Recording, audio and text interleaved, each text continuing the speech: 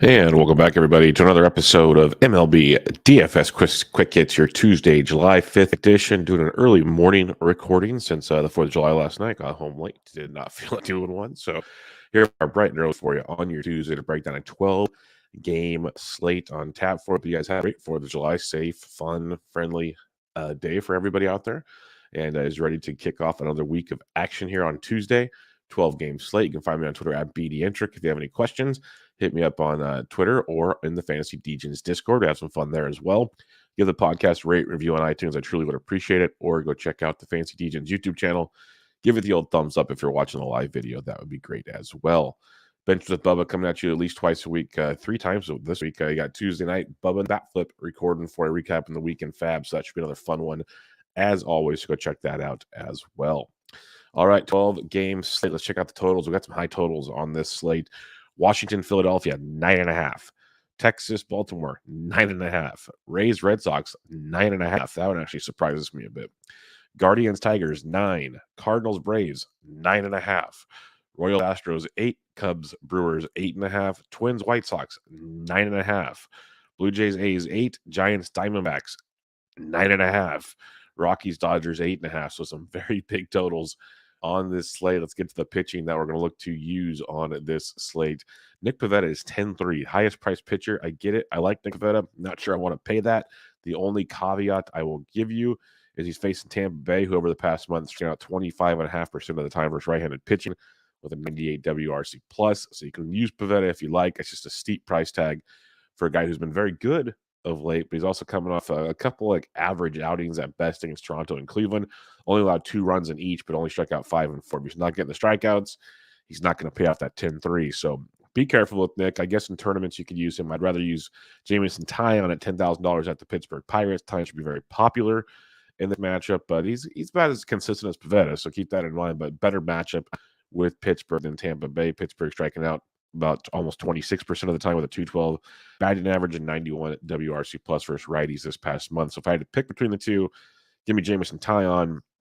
But I think it'll be a night where you just kind of save on pitching, the hitting. There's going to be tons of hitting with those totals you saw there. There's going to be tons of value on a 12-game slate. But I'm looking to probably save a few bucks here. Like, if anything, $9,500 for Luis Garcia at home against the Kansas City Royals, a Royals team that went to Pound Town against Jake Odorizzi on Monday. Shocker. But you got Garcia coming off 3 straight starts of 5 innings or more, 10 runs or less, 5 Ks or more. That's what you're looking for. 23 or more points in 2 of those 3 games, which would be very solid at $2,500 or at $9,500.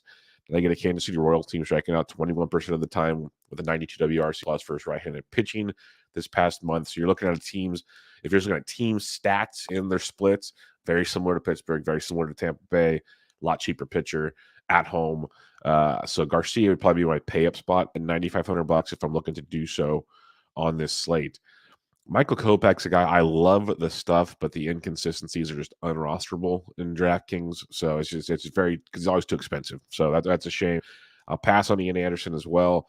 Cal Quantrill's the interesting one. This is a guy that I came into the season big fan of because the way he finished last season, K to walks increased last season. Started out the season pitching to contact a ton again. He's striking out a little more here. He's getting about 4 per game consistently. He goes deep into games. He's just not racking up the DK points. He is facing Detroit, though. It's a bad slate. It's always why I'm mentioning him. Detroit striking out 23% of the time versus righties with a 103 ISO and a 79 WRC plus of late. So, like, Quantrill at $8,300 has to really pitch his butt and probably pitch 7+ innings or somehow get the strikeouts. He's got to do one of 2. He's either going to have to go deep in the game or he's going to have to somehow find the strikeouts. He's $8,300. It's a steep price tag, but a great matchup if you're inclined to go there. Like I said, I don't love it because you look at Plesac yesterday, he's been pitching much better. He had 3 Ks. So Quantrill's not getting the strikeouts. It's going to be very troublesome.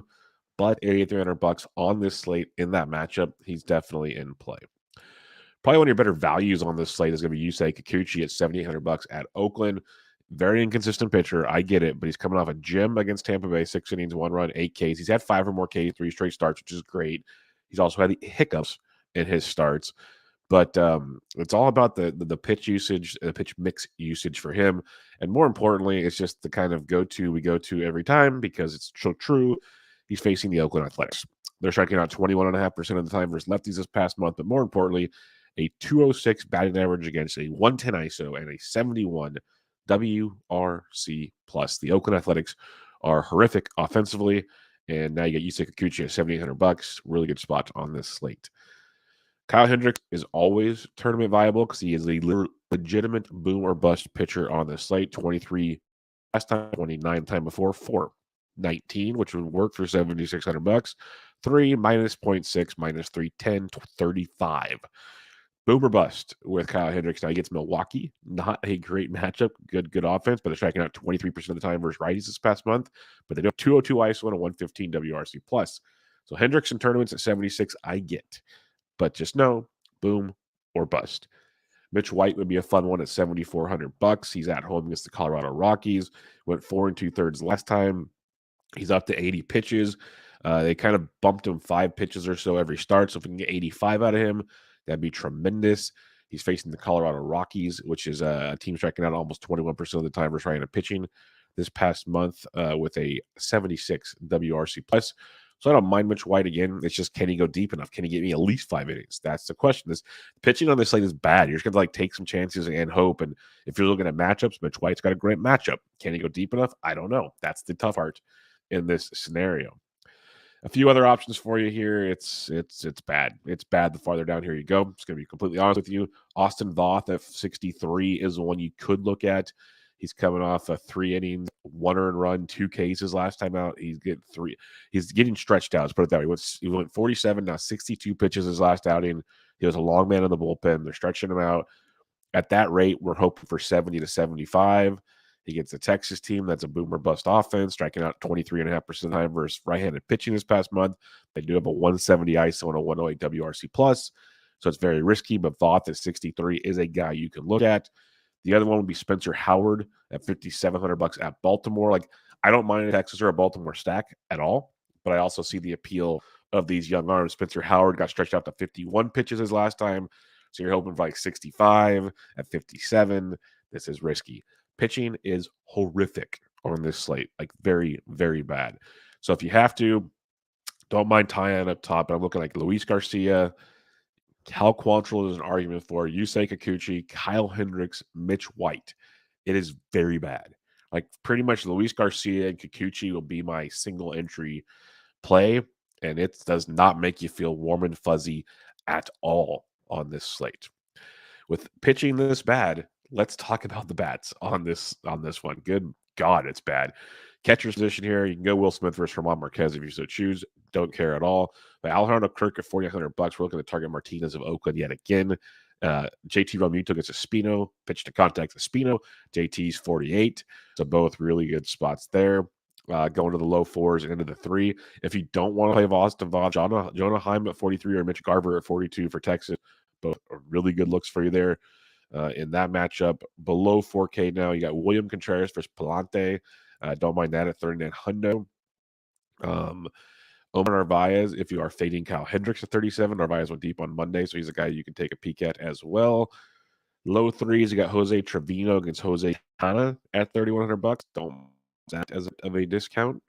Below 3K though, you usually will find some here like Martin Maldonado at 27. I loved playing him like 2K.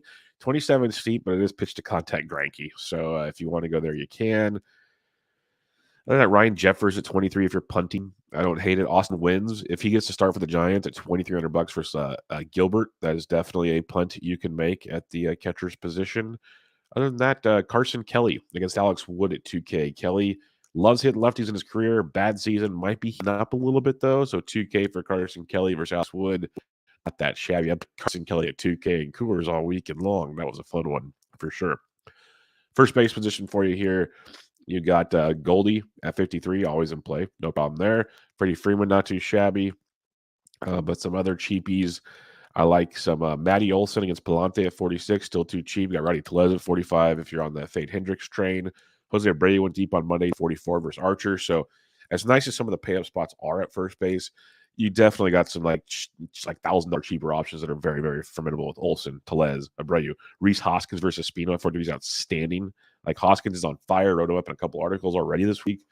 Dude's just crushing baseballs for over the last month, and in a really good spot there versus Jose against Espino. So Hoskins at 43 is one of my. I actually like to play a lot at that price point for how he's hitting the baseball. If you're fading Chris Archer, Andrew Vaughn at 4K is not too shabby, but I'd rather go $3,800 for Nathaniel Lowe against Austin Voth. So it's like Reese. Then you want to save some more cash, go Nathaniel Lowe. I'm liking both of those scenarios for sure. If you're going down to the lower threes, Kevin Biggio has been swinging a pretty decent bat. If you want to get some Toronto action against Martinez, Biggio's first base, second base eligible at 3,200. We love Darren Ruff versus left-handed pitching. He's first base outfield versus Gilbert at 3,100. So he can be a punt for you either at first base or the outfield. Below 3K now, you got the Tommy LaStellas. I'm not looking to go there for sure, but I want to see where our boys are at because I don't think DK's priced them up yet. I'm very surprised by this. Torque at 2K, but where's my boys? I don't see them. Let me just do the easy way here. Let's just hit on the buttons. Derek Hall is $2,700 versus Espino for Philadelphia, but I prefer Reese Hoskins. But if you just need to say screw it and punt, you're not using Reese, $2,700 for Derek Hall is just fine. He is literally the boomer bust thing on the slate. And then our other dog, Vinny Pasquantino, is $2,200 versus Garcia. So keep that in mind as well.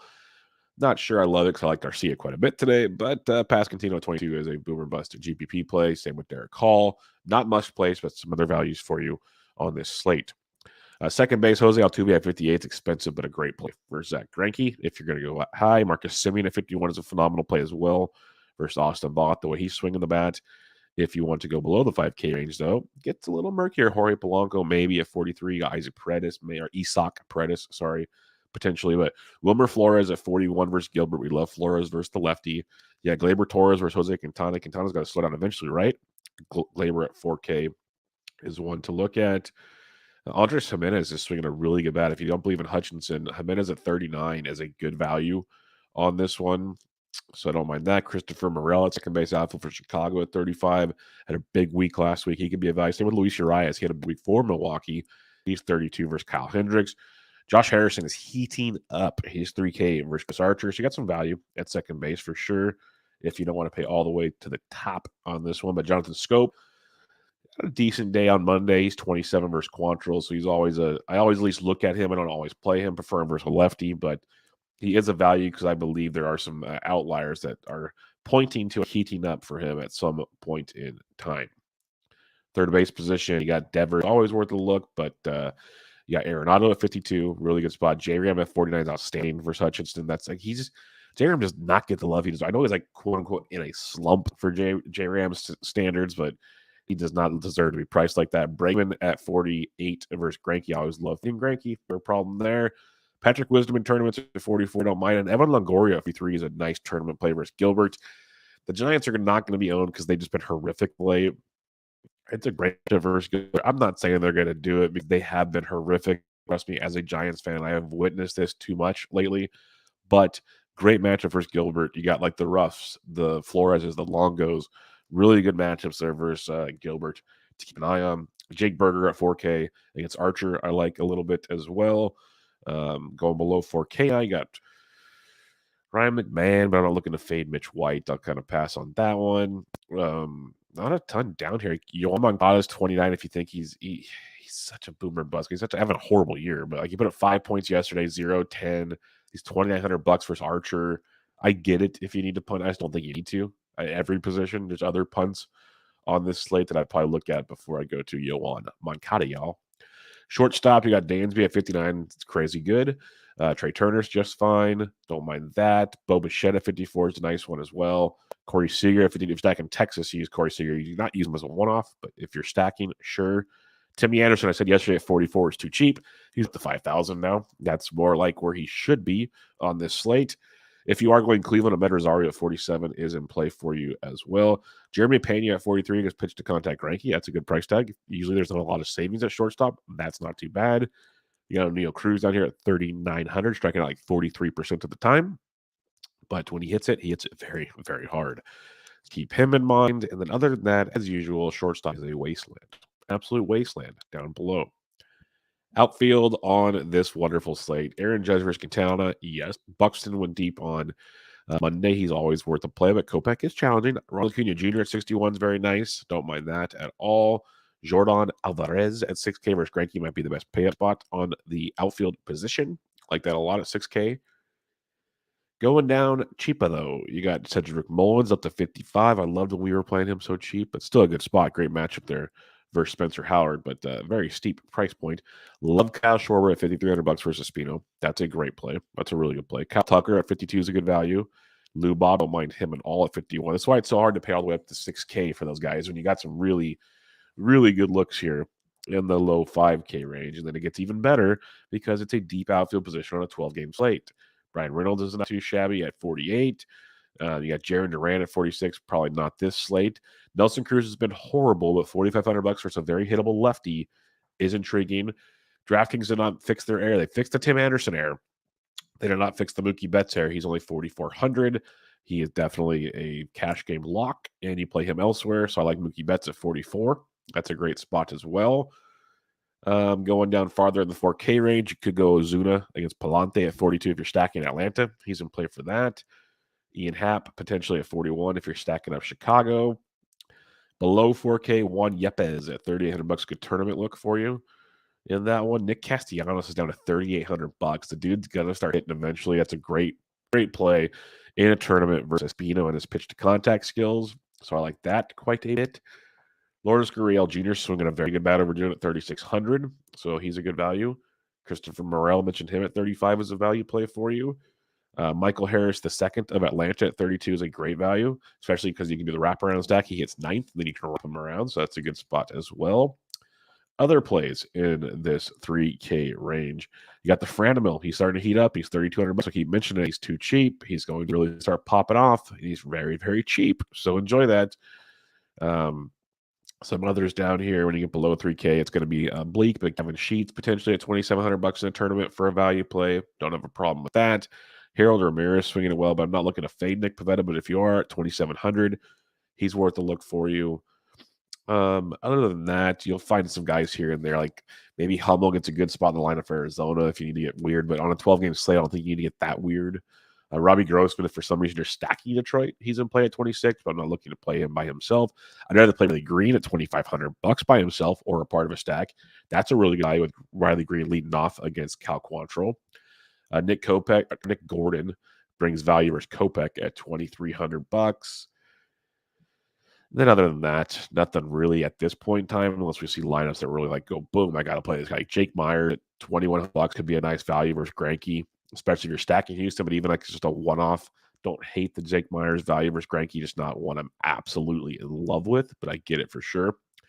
Recapping your pitching, it's dreadful. Like Pivetta and Tyon are really good arms, just not feeling like paying up for them. If I am, I'm paying for Tyon. But Luis Garcia is my pay-up spot at $9,500. You could go Cal Quantrill if you want at 83. I'd rather go Yusei Kikuchi at 78. Kyle Hendricks is risky, but he's in play. Mitch White, if he can give us at least 5 innings, isn't bad. It's a bad pitching slate, guys. Really bad. If you have to punt, Austin Voth and Spencer Howard, but I don't love either, especially because they're not stretched out. So it's pretty much Garcia and Kikuchi is where I'm looking to plant my flag on this slate, and it's bad. It's really, really bad. The bats are looking to stack. I mind Texas or Baltimore. I prefer the Texas side versus Voth, but both very much in play in this one. Give me some Philadelphia bats versus Spino. I like that one a lot. Really want to look at that. Cleveland, Detroit's interesting. I don't mind either side. Not running to play them. I don't mind them at all. Atlanta's always worth a look, especially against Palante, but still not as much as my Philadelphia. Still in the first few games is my favorite stack on the slate. But some other options for you. You can go Houston if you want. The Giants versus Gilbert's very enticing. I like Toronto quite a bit on this slate as well. And then the White Sox versus Archer. But by far, Philadelphia is my favorite stack on this slate. And we'll kind of build around that. There's ways to build lots of value, like we talked about. We'll have to see how the lineups come out to really get a good feel on what else to take place on this slate. But that'll do it, folks. Another edition of Quick Hits in the books. I'm on Twitter at BDintric. If you have any questions, hit me up there or join us in the free Fantasy Degens Discord. Also, to give the podcast a rate and review on iTunes, I'd appreciate it. Or give it the old thumbs up on the YouTube as you watch it. That'd be great as well. But for now, that'll do it, folks. MLB DFS Quick Hits, your Tuesday, July 5th edition in the books.